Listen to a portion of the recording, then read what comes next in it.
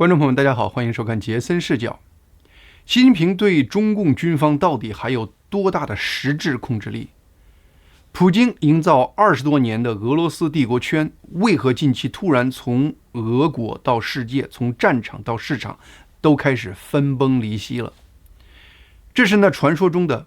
川普效应吗？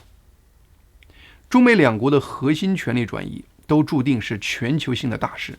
因为美国的权力争夺是基于一个民主机制的，因此重大事件基本都发生在明面上。过去1个月，全世界紧盯着川普王者归来这个大事件。当选后，川普有备而来的种种表现，让世人清楚意识到，川普将给美国带来一场革命性的巨变，同时大概率将重构世界格局。与之对比，中共的权力争夺基本总是发生在幕后。就是中共核心权力发生了里程碑式的变化，表面上也不一定表现出来，就是表现出来一点儿，那也不过是整个事件的冰山一角。但是如果我们能把相关的小事综合起来，利用逻辑推理来理性分析，很多表面上看似模糊和神秘的事件，都可能给我们提供一个一叶知秋的透视感。10月28日，中共高调宣布中共中央军委委员苗华被停职议事，就属于这样一个里程碑事件。表面看，中共在这个事件中透露的信息量非常少，实质上这个事情展现出众多诡异细节，一切矛头似乎都指向习近平对中国军队的实质控制力在流失。根据中共国防部网站，中国国防部新闻发言人吴谦周四11月28日下午在例行的每月记者会上，主动发布了下面一句话惊人消息：中央军委委员、军委政治工作部上将主任苗华涉嫌严重违纪，经党中央研究，决定对苗华停职检查。当天晚上，央视新闻等官媒也报道了同样的消息。这个消息的惊人之处，首先是因为苗华这个人。根据中共官方网站上提供的苗华的官方履历，今年69岁的苗华，大部分的军旅生涯都是在陆军第31集团军服役期间。这个陆军第31集团军隶属中共南京军区，长期驻守在福建。苗华从底层战士、班长、营教导员做起，随后他的仕途集中在军队的政治体系，从团政委、师政委，直到1990年。苗华在44岁时做到31集团军政治部主任的位置。在同一年，习近平也坐上了福建代理省长的位置。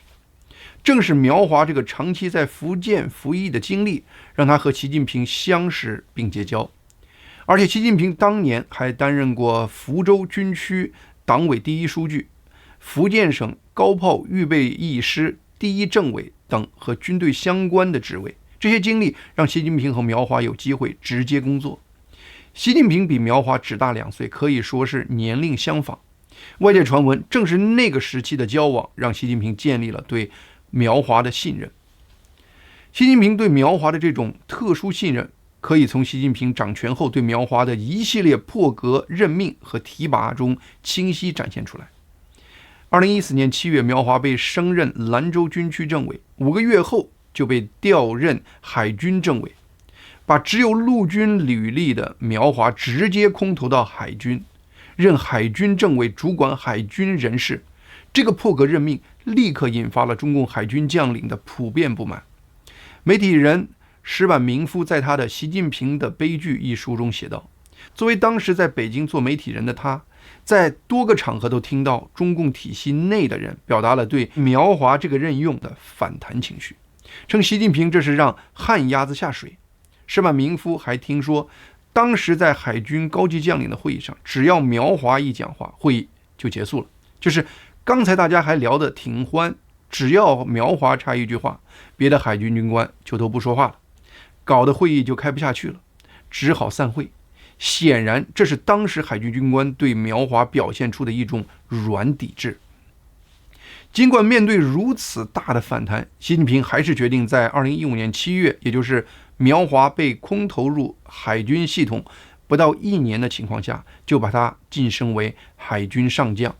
而他在3年前才刚刚被升为中将，从中将到上将，在中共军队体系中通常需要至少4年。显然，习近平在军衔上对苗华也是破格提拔。苗华一辈子都在最复杂的中共军队政治部门摸爬滚打，一路飙升，因此他在耍手腕、玩权谋这方面绝对是个人精中的人精。而且所有人都知道他和习近平的特殊关系，有习近平这个光环罩着，苗华也敢出手大干。于是他就利用他在海军主管人事这官方权力，在中共海军内部大胆排斥异己，提拔自己的亲信。没多长时间，苗华就在中共海军内部形成了自己的一大势力派系。2017年8月，习近平批准调查时任中央军委政治工作部主任张扬，然后很快传出张扬自杀身亡的消息。中共解放军报发表署名评论，说张扬是畏罪自杀，以自杀逃避党纪国法惩处。随后苗华就接替张扬的位置出任政治工作部主任。在随后的中共12大上，习近平把苗华直接安排进入中央军委。人们这才明白，习近平一路破格提拔苗华，用了5年的时间，不顾军中巨大的反弹情绪，就是为了让苗华进入军委，主管中国军队的人事。一方面，这说明了习近平对他在第2任内把军队的人事权抓在自己人手里是多么看重；另一方面，这也清晰展现出习近平有多信任和器重苗华。中共对苗华犯事的官方描述是涉嫌严重违纪，海外的媒体立刻把关注点放在贪腐问题上。其实，在中共官场摸爬滚打数十年的高官，不是他们有没有贪腐和生活作风的问题，而是有没有人去查他们贪腐问题的问题。这些中共官员基本都是不查是个包青天，一查都是大贪官。每个落马的中共高官都会被列出一大堆贪污腐败的罪状，但是那些贪腐的罪状往往都是调查的结果，而不是调查的起因。往往引发对这些高官调查的起因都是政治问题，而政治问题在中共的话语体系中，通常是所谓的违反中共纪律的问题。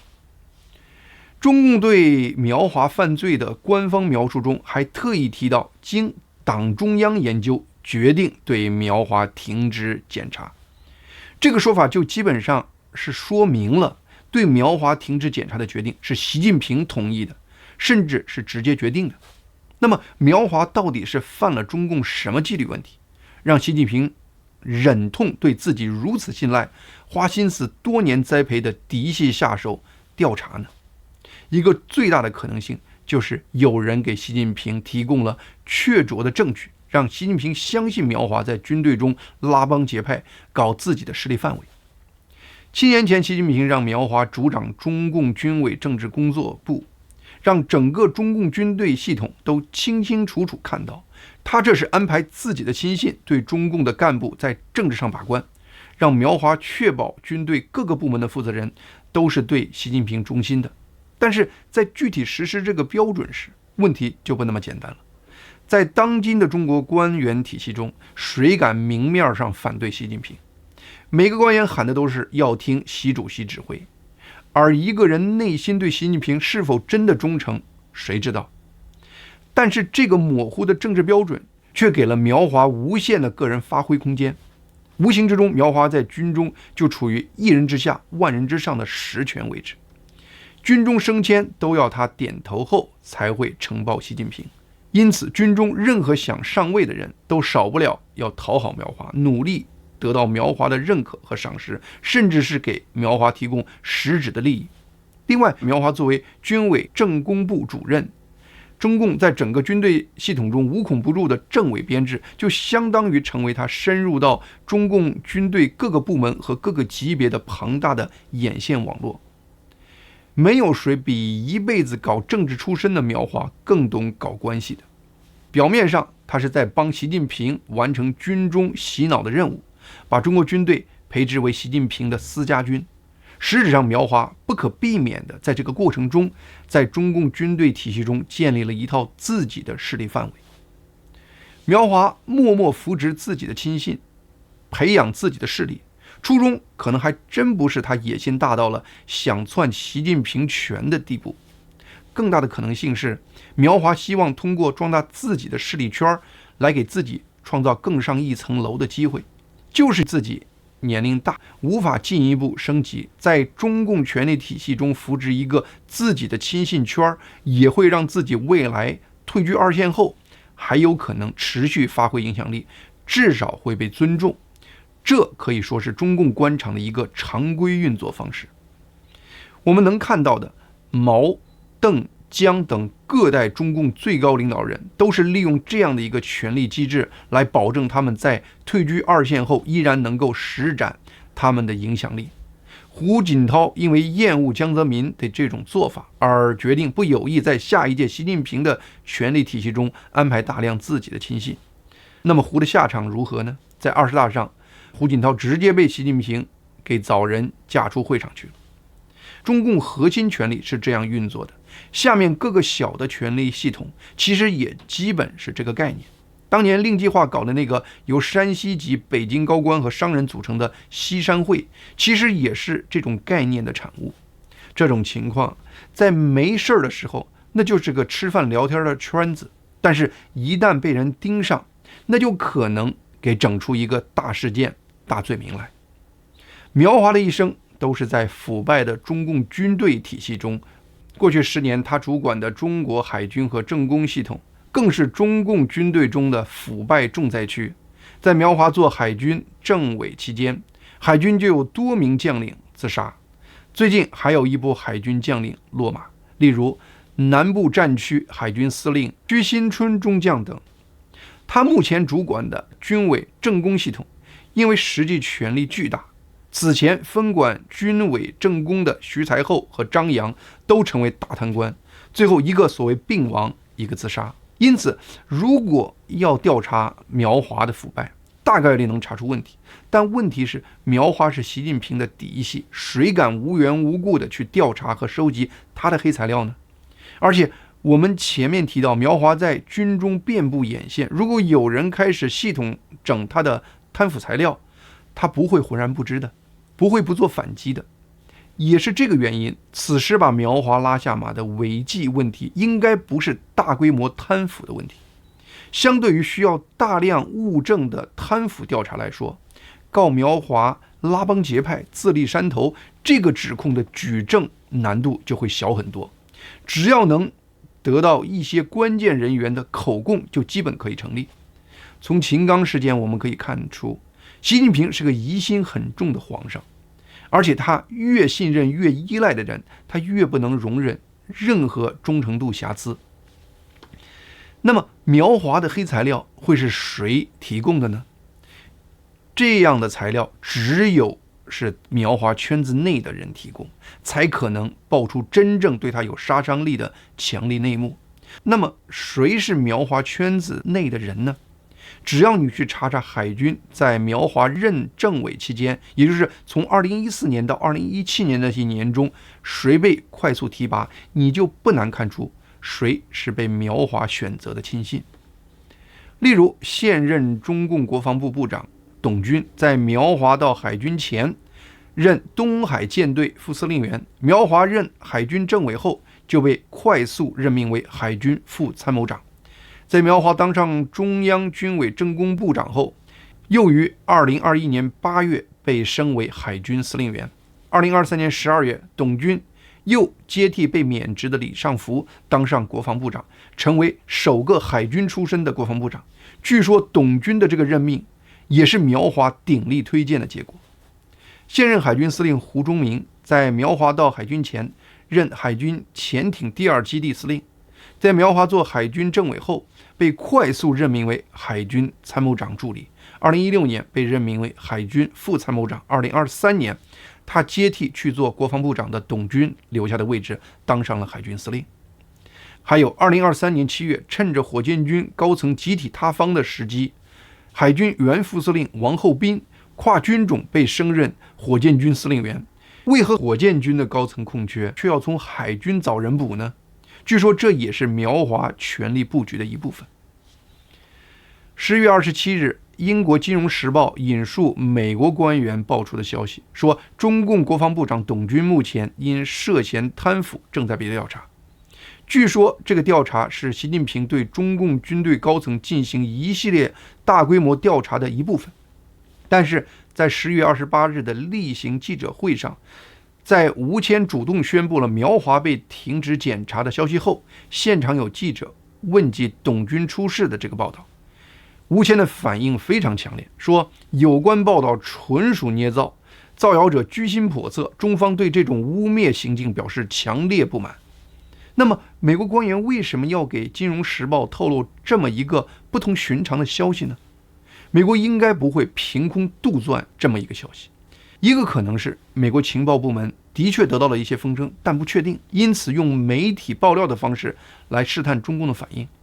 从吴谦的强烈反应来看，董军的地位目前看应该是稳定的。出现这样的情况有两种可能性。第一个可能性是美国情报有误，可能把对苗华调查的情报错误传递为对董军的调查。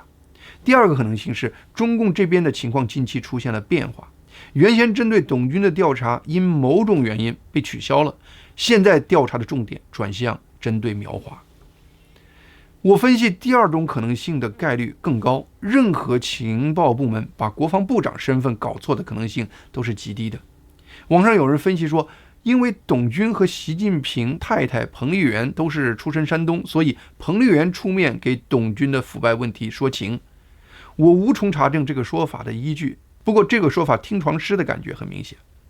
我认为更大的可能性是董军想办法将功折罪了。我们前面分析了董军的仕途，显示他应该是苗华圈内的人，因此对苗华所做的事情很清楚。面对习近平针对军中高层的普遍贪腐调查，对中共军内权力斗争门清的董军自然知道把苗华搞权力山头的情况讲出来，不但会让苗华的政治敌人非常感兴趣，也会直击习近平本人的敏感神经。中共这次宣布苗华被停职检查的做法非常奇怪。首先，中共极少如此快的主动公开宣布苗华这个级别官员的内部调查。10月29日，央视在报道中央党校省部级干部专题研讨会的新闻中，还出现了苗华的镜头。也就是在那时，苗华还没出事，20多天后，在没有任何人怀疑、没有任何人询问的情况下，中共却主动公开了苗华出事的消息。这和当时秦刚失踪后，中共被用各种方式追问，却长期拒绝给出任何回应的做法，真是天地之别。另外，第一个宣布这个消息的是国防部的发言人，而苗华的级别是高于国防部的，是不归国防部管的，由中纪委宣布这个消息应该更合适。因此，各种迹象显示，在中共军方内部有不少人非常希望把苗华违纪这个事情给越快做实越好。如果苗华这个事件仅仅展现的是中共军队内部官员之间的权力斗争，这对我们老百姓其实没什么太大意思。我们真正想从这个事件看到的是我们更关心的内幕，那就是习近平的状态，以及中共军中大将们是如何利用习近平自身的缺陷来削弱习近平在军队的实质影响力的。习近平在今年6月举行的中央军委政治工作会议上强调，军中绝对不能有腐败分子藏身之地。我们前面提到习近平的多疑，特别是对自己越依赖的人越多疑。从他处理秦刚的问题，从他连续除掉2个自己亲准的国防部长等等，都能够看到习近平的这个致命性格问题。目前习近平手下没有反对派，而且主要官员基本都是他的亲信，但是这些人之间却存在着千丝万缕的权力纷争。老谋深算的王毅就把自己外交界的政治对手习近平的新宠秦刚搬下马，就是利用了习近平多疑的这一点。苗华依仗习近平对他的信任和自己掌握军中人士的特权，在中共权力体系中不断扩张自己的势力范围，难免树敌众多。火箭军高层塌方，苗华把自己的海军系统的王厚斌派去当火箭军司令，国防部长李尚福落马，他又把自己海军系统的董军推荐过去当国防部长。近期网上有众多传闻，很多提到习近平和中共军委第一副主席张又侠之间有隔阂。有人说原因是张又侠不太听习近平的话，也有人说习近平很信预言，从推背图中那一句有意军人身带弓上产生了对张又侠的警惕心，担心他是不是那个勇士后门入地宫的逼他下台的人。不管具体是什么原因，毋庸置疑的一点是，习近平有胁迫张又侠的行动。前国防部长李尚福是张又侠的嫡系，两人在一起工作多年。2017年，李尚福更是接替张又侠出任中央军委装备发展部部长。但是在李尚福刚刚当上国防部长不久，他就以历史上的贪腐问题被从国防部长的位置上给拿下来了。很多人分析，习近平这样干是在针对张又侠，以李尚福的历史腐败问题为突破口，就是在威胁张又侠成为自己的囊中之物。但是真正打过仗的张又侠不会用被动的坐以待毙的状态来面对这个挑战。这次针对苗华的行动，大概率是张又侠联合其他讨厌苗华的人的一个集体行动，拿出苗华拉帮结派的证据。反苗华派系的人可以猜到习近平的第一反应是调查一下苗华。一旦拿到这个尚方宝剑，针对苗华的调查将名正言顺地展开。我们前面讲了，一旦开始正式调查，苗华在军中贪腐的事情绝对跑不掉。而张又侠参与干掉苗华，目的不是想和苗华争权，张又侠很可能有更大的目标。通过高调宣布对苗华的停职调查，苗华背后培养多年的权力集团就会鸟散。这样做的根本结果其实是削弱了习近平通过苗华而间接实现的对军队的控制力。习近平对秦刚和苗华的器重是有目共睹的，在习近平如此器重的人成为他们政敌攻击的目标时，习近平却总是站在他们政敌的一边，怀疑他自己器重的人。当被习近平器重，不再代表位高权重，也不代表被习近平真正信任，而反倒成了重视之低的代名词。如果这样的认知一旦成为共识，习近平对中共军队和政府的控制力将不可避免地开始失去。国防部高调宣布苗华违纪被停职调查这个事件，就是在秦刚事件后，在中共官场内部进一步强化这个共识的关键事件。这就是为什么我认为苗华事件将成为习近平对中国实质控制力衰落的一个里程碑事件。下面我们还有一些时间，我们跟进谈一下川普效应现在就对乌克兰战争产生的巨大影响。首先，我们上期节目中分析普京把战争升级为核战争的可能性为零。这周乌克兰战争的发展基本是符合了这个分析。拜登允许乌克兰使用美国提供的远程导弹攻击俄国本土的决定，没有实质改变战争焦灼的现实，而只是让乌克兰和俄罗斯战场后方的损失都加大了。普京在最近的一次讲话中，对川普的勇敢和智慧大加赞赏，而且似乎非常担心川普在明年1月就职前出事。各种迹象显示，普京好像非常期待川普可以开始启动双方的谈判。这背后的主要原因是，在经历了近3年的残酷战争后，近期普京眼看着自己营造了20多年的俄罗斯帝国圈出现了分崩离析的危机。在乌克兰战场上，虽然俄罗斯军队在以前所未有的速度向乌克兰军队的阵地推进，但是俄军的战损也是史无前例的。10月29日，乌克兰总参谋部的伤亡报告显示，在前一天，俄军损失了2030名士兵，创造俄军一天之内人员损失的历史最高值。过去一段时间，俄军人员伤亡一直持续在惊人的每天1800人左右的速度。俄国士兵在战场上平均生存时间只有几个小时，引发如此大规模伤亡的战争绝对是不可持续的。无论战争结果如何，俄国年轻男子的大量消耗都将给人口已经减少的俄罗斯的未来带来深远的负面影响。目前，俄军摆出这样不惜一切代价拼命最后一搏的姿态，多数分析人士认为，这是普京和俄军在为川普上台后双方最终就地停火而不惜一切代价的为自己创造有利条件，也就是川普会启动双方的谈判，成为目前俄军战争的一个重要策略依据。俄罗斯近期突然面临的另一个危机是经济危机。虽然俄国经济在2年多的战争和制裁中表现出惊人的韧性，但近期却突然开始出现一系列的严重危机。近期，拜登政府加大对俄罗斯天然气银行以及其他50多家金融机构的制裁力度，这是俄罗斯最后一家未受制裁的主要银行，而俄军利用这家银行在向士兵支付军饷，并处理各种外贸交易。短时间内，俄国通胀迅速飙升，卢布对美元的汇率暴跌，因此逼迫俄国央行把它关键利率从 19% 提升到历史性的 21%， 这对举步维艰的俄国经济又是当头一棒。当这周普京告诉俄国老百姓没理由为未来生活感到恐惧时，大家其实就可以猜到俄国民众目前的生活状态是多么恐怖。另一个让普京闹心的事情发生在中东的叙利亚北部。2015年，普京为扶植要倒台的叙利亚阿萨德政府而出兵叙利亚，一举成功击败叙利亚反政府武装，把他们压缩在叙利亚西北部和土耳其接壤的一个狭窄的地区，让俄罗斯人再次品尝到大国威武的快感。